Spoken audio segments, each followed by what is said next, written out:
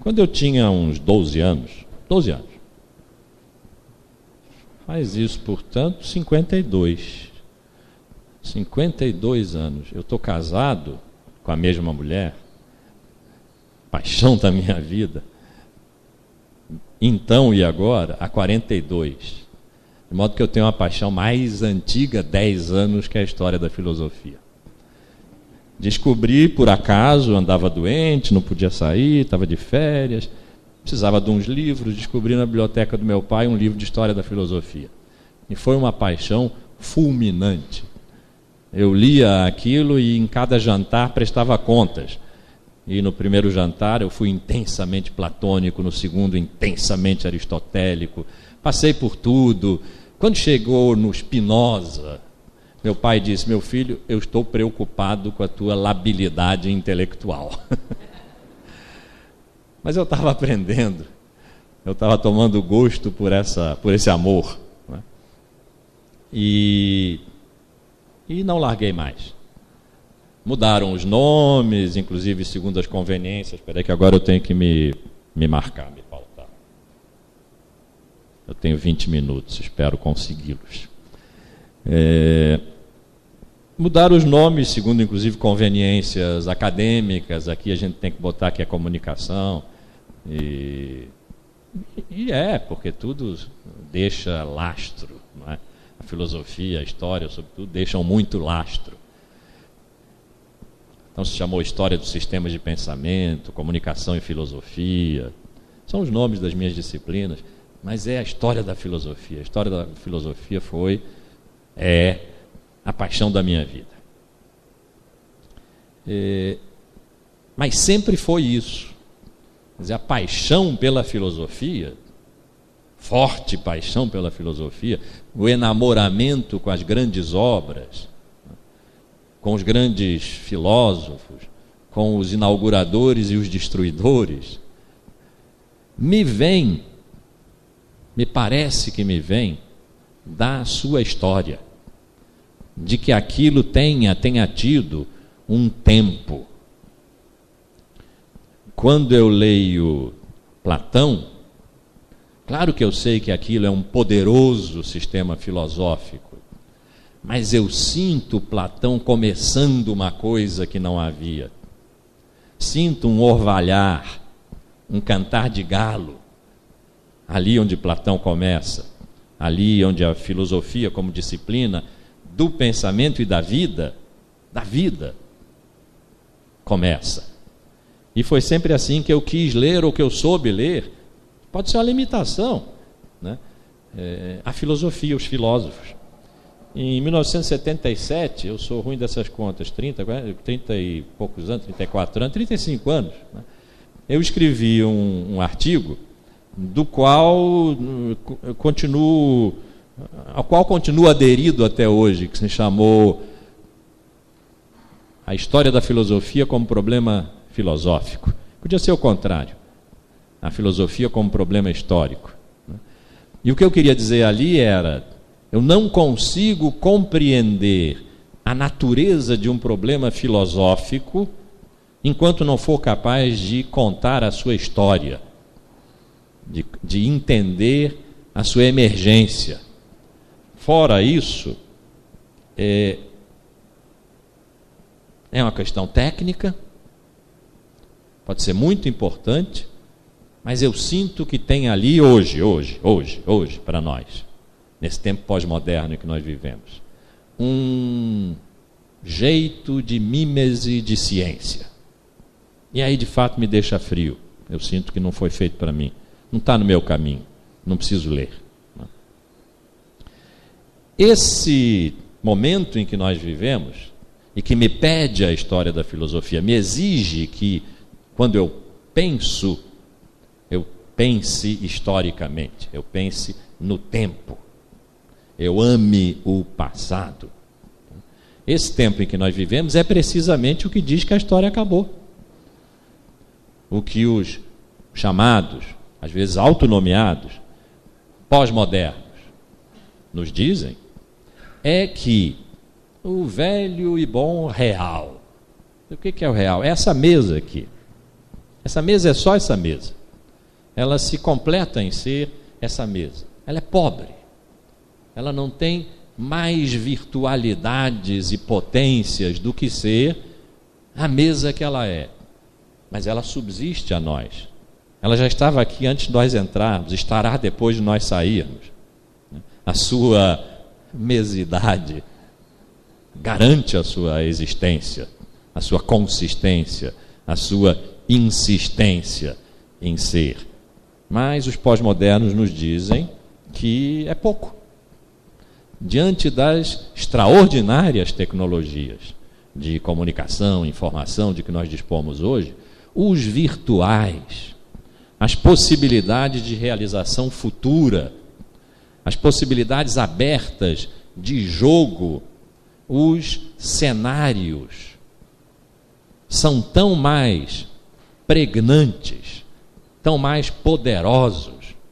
O futuro, que é um tempo virtual, um tempo ainda não, é tão mais sedutor do que o passado, que já passou.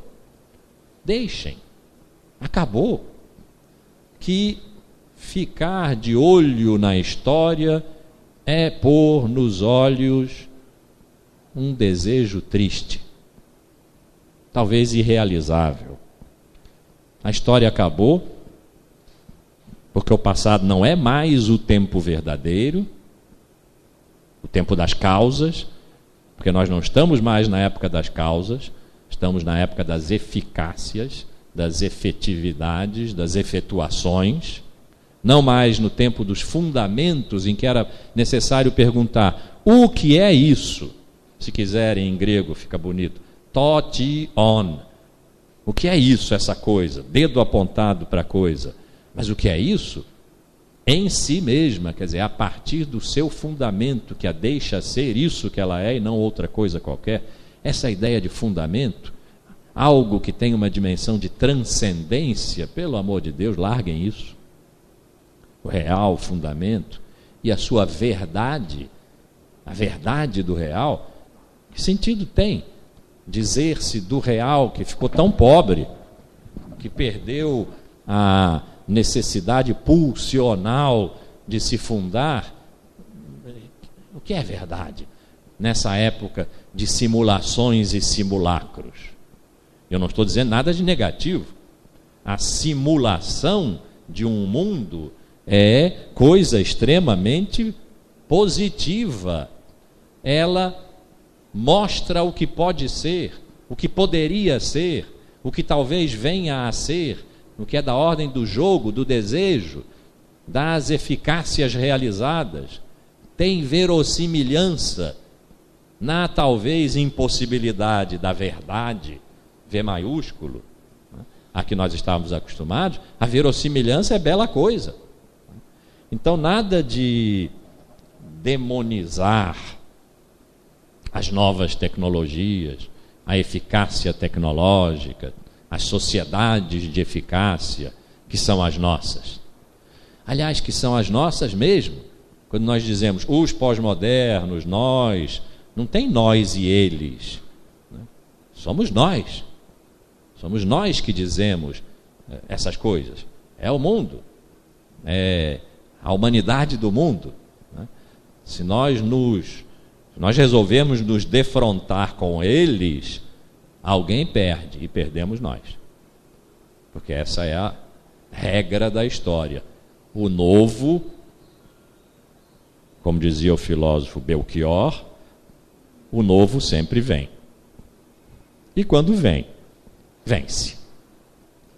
Então nós estamos num momento da história em que se diz que a história acabou. Essa história pode ser contada, ela precisa ser contada, porque nós estamos perdendo alguma coisa, estamos ganhando alguma coisa.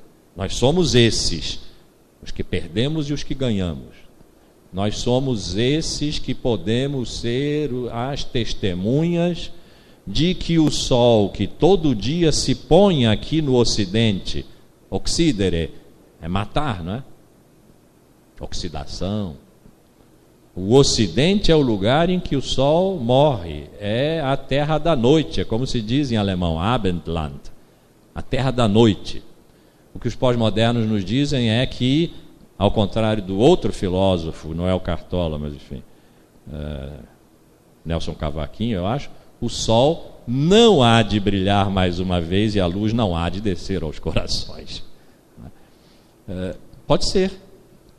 Nós não temos as condições, não temos a lógica, a métrica, a matemática para fazer a conta de lucros e perdas, do que nós estamos perdendo e do que nós estamos ganhando, e se o saldo é positivo.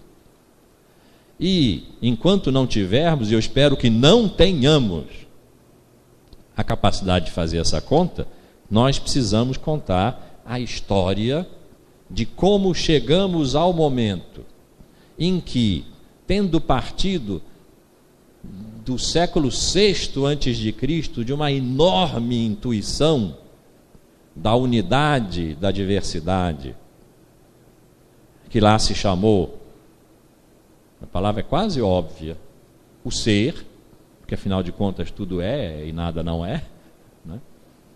Chegamos a esse momento em que ser definhou de tal modo, é o que nos dizem, que uma aguinha muito tênue, muito fina, qualquer terra mais seca bebe, desaparece, nem vira lençol freático, rio subterrâneo, acaba. E é o que nos dizem. Acabou. Então acho que nós temos que nos conceder a permissão para olhar para trás, para olhar para o tempo cujo decurso nos trouxe a um tempo em que se diz que o tempo não faz mais sentido, ou que se faz sentido é o tempo ainda não, é o tempo chamado futuro, e que não é o futuro virá quando se tornar o presente. O futuro está desde já agora, porque nós apostamos nele. Na economia isso é tão fácil de ver. Os jogos, tem uma bolsa de futuros, onde se vai comprar futuros para alavancar apostas, e dá certo, funciona no chamado real, dá certo, tem gente que ganha dinheiro com isso, né? Mas o tempo que faz sentido do passado para o futuro, o tempo que é de uma ordem causal, não casual, não aleatória, não ao acaso, esse nos dizem, acabou. E é preciso olhar se sim, ou se não. Porque pode ser que sim, mas nós não sabemos. E enquanto não soubermos, não temos o direito de abdicar de procurar saber. Porque um dia, pode ser que nós digamos, vou lá, não é que aconteceu, não é que eles tinham razão, e será tarde. E talvez seja tarde para coisas excessivamente importantes para nós termos deixado passar. Então, quando nós olhamos para trás, nós, os assassinos do sol, os ocidentais, vemos essa formidável intuição grega do ser verbo, não o ser, um ente, o ser, nessa intuição pré-socrática do século VI a.C., não é ente algum. Ser não é. O que é esta cadeira aqui. Todos nós que estamos aqui somos. O ser é a condição de sermos e não sermos o que somos. Extraordinária intuição que foi experimentada, não foi definida, não é um conceito, não tem uma lógica desse conceito, foi experimentada. Heráclito disse, é fluxo, pantarrem, tudo flui. Parmênides disse, não, calma lá, fluxo não, com isso a gente teria que dar uma dignidade ao que não é, porque fluxo significa não é, mais ou menos como naquela história do português avaliando se o pisca-pisca do carro estava funcionando. Ele dizia, funciona, não funciona, funciona, não funciona. Fluxo é mais ou menos isso, agora é, agora não é, deixou de ser, agora voltou a ser, agora não é mais, não pode. Então a permanência, o estado, a identidade consigo mesmo, o ser uno, eterno, imóvel, imutável, pelo menos assim foi lido por Platão, né? São duas experiências extremamente poderosas de uma grande intuição da unidade, do princípio, dessa unidade principial que é o ser. Sexto antes de Cristo. 2 séculos depois, ainda se tratava do ser. Ele mesmo já não. Olhava-se para a coisa, esta cadeira, e perguntava-se: o que é isto? Foi aí que a filosofia apareceu como disciplina. Sua pergunta é essa: o que é? O que é? A pergunta é a do ser. Isto, a pergunta do ser se dirige aos entes. Não vou dizer que é uma redução, mas é uma outra experimentação do que é ser. E depois, lá mais adiante, deu na ideia de essência. Qual é a essência da cadeira? A cadeiridade. Né? Experiência dos filósofos, de Platão, de Aristóteles. E como nós temos sido platônicos e aristotélicos de lá para cá, até hoje. Até o momento em que filósofos de embocadura pós-moderna nos falam na reversão do platonismo, é de Platão que eles estão falando. Platão reverso? É Platão. Reverso. Mas é Platão. Depois passamos à experiência do ser como Deus. O supremíssimo ente. Já não é o ser ele mesmo, já não é o ser dos entes, é um ente. Mas que ente! Que poderoso ente! Maior do que ele não há nenhum. Essa veio a ser a prova ontológica da existência de Deus de Santo Anselmo. É possível imaginar um ente em relação ao qual nenhum possa ser maior. Ora, este é Deus. Nesse ora aí tem um probleminha, mas esse é Deus. Então, uma poderosa, vigorosíssima experiência do ser como Deus. Também quebrou. Lá pelo 16, 17, começou-se a fazer, e Descartes é o corpo dessa experiência, a experimentação de que se algo é, sou eu. Porque de mim eu não tenho dúvida. Porque por mais que eu me engane, eu só posso me enganar se penso. E se me engano porque penso, sou porque penso. O famoso penso logo existo. O ser está agora encarnado num sujeito, que é um eu, consciente de si mesmo. É uma autoconsciência. Podemos dizer, ficou pobrinho. Aquela grande intuição pré-socrática do ser ficou pobrinha. Pode ser comida pela terra seca. Pode desaparecer. O deserto do ser pode estar a caminho aí. E Nietzsche disse: ai daquele que carrega em si um deserto. Nós queremos carregar um deserto? Não queremos. Estamos aqui hoje para florar no deserto um pensamento, uma emoção, uma beleza, o que nós formos capazes de fazer juntos, quando estivermos juntos. Então parece, nos dizem os pós-modernos, que acabou. Que por causa disso, quem sabe, acabou. Que não há mais essa história. Olhando para trás, nós vemos como ela vai deperecendo e desaparecendo. E hoje, lamento informar, acabou. E é um susto isso.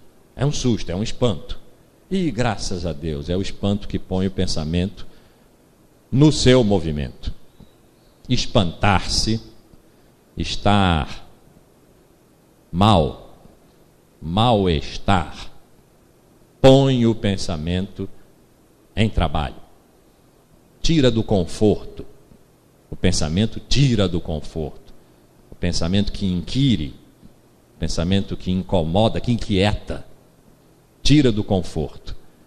E o que nós temos que fazer é isso mesmo. Nos tirarmos do conforto. Vamos olhar mais uma vez então. Temos o ser. Temos o ser dos entes. Temos Deus. Temos o sujeito. Oh, mas espera aí. O que Deus está fazendo aqui? A palavra é grega, theos. Está só transliterada, não é nem uma tradução. Deus é uma transliteração da palavra grega theos, mas ela não dizia a coisa que Deus diz quando, na Antiguidade Tardia e na Idade Média, nós dissemos, Deus é o ser é Deus. Isso não é óbvio, não é nada óbvio, porque o ser não é e Deus é porque existe, o ser não existe. Deus faz coisas, Deus cria o mundo, produz efeitos, o ser não. De onde veio este, do qual se disse por tanto tempo, 13 séculos, do primeiro ao 13, pelo menos, quando se começou a descobrir que Deus não é um bom objeto de conhecimento, né? Do primeiro ao 13, o ser e Deus colaram-se paradoxalmente, sem nenhuma naturalidade absoluta, completa. O que isso pode ter significado? Que houve um determinado momento, lá pelo primeiro, segundo século, em que a fonte grega e a fonte judaica se encontraram. A nossa cultura tem um DNA dupla hélice, dupla sempre, em que uma parte é de pai, uma parte é de mãe, não cabe decidir quem é pai e quem é mãe aqui, uma parte é grega, uma parte é judaica. Os judeus nos trouxeram Deus, os gregos nos trouxeram o ser, e o ser e Deus, cuja consonância não é óbvia, que criaram para nós um imenso problema. Porque como é que nós chegamos, nós ocidentais, e aí que começa a nossa história. É isso que eu proponho. A nossa história começa no século I, II, não no VI antes de Cristo, na manhã radiosa de Tales, não no 19 antes de Cristo, quando, hoje o Paulo vai nos dizer isso, é no dia 5 de novembro que na Torá se lê isso, Deus chegou para Abraão e disse: sai da tua cidade de Ur e vai para o lugar que eu vou te indicar, onde corre leite e mel. Ali começou a história dos nossos avós, dos nossos antepassados. A nossa história começou quando nossos pais nos pariram. E isso foi pelo século I, II, quando o ser e Deus espantosamente se reuniram e nos obrigaram a partir daí a chegar ao real, o mundo, todas as coisas do mundo, que nome tenha, chegar ao real por dois caminhos. Um que precisa ser mediado pela razão, que precisa ser raciocinado, que acaba em conceito onde se encontra a verdade, que é o caminho grego. O outro que é imediato, é o caminho da fé. Mal é um caminho porque não tem interstício. É necessário não duvidar. Na ordem da fé, que nos veio de Abraão, que nos vem pela via, pela torrente judaica, metade do nosso DNA, tem-se certeza, embora não se tenha conhecimento. Pela via grega, tem-se conhecimento porque não se tem certeza, porque se duvida. Nós precisamos das duas. Essa é a nossa originalidade e a nossa tortura. Nós precisamos das duas, e se há uma questão, se há um motor, se há uma máquina que move a nossa cultura, essa que começa no primeiro, segundo séculos, se há uma máquina que move a nossa cultura, esta é a das tensas, contraditórias, opositivas, concorrenciais, antagônicas e complementares relações entre razão e fé, ou entre filosofia e religião. No fundo, lá atrás, sem se mostrar, entre o ser e Deus. Essa é a história que precisa ser contada. Quem sabe os pós-modernos têm razão? Quem sabe eles possam ter razão? Acho que não. Mas quem sabe eles possam ter razão só olhando para a via grega, vendo o ser deperecer progressivamente até o sujeito, até a relação sujeito e objeto tão pobrinha. Quem sabe eles tenham razão ao dizer, olha, acabou. O ser, o real, seu fundamento, sua verdade, e a história disso tudo, acabou. Mas tem Deus. Deus entrou nessa história há muito tempo, não foi agora. Há muito tempo entrou. Quem sabe a cultura grega tenha se consumado e consumido na formação da nossa. A cultura judaica não.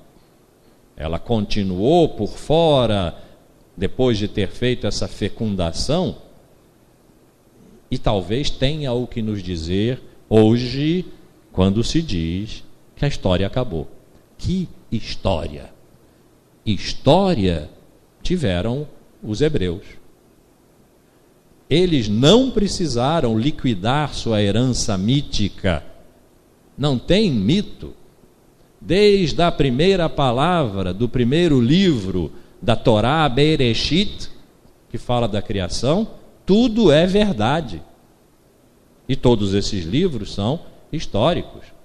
E ali se conta a história de um povo e seu Deus, e a relação altamente conflituosa entre os dois, uma história que é sagrada e profanada a todo momento, e que nós não encontramos pela via grega, porque o ser ou bem é eterno ou bem não é, porque não pode já ter sido ou ainda vir a ser.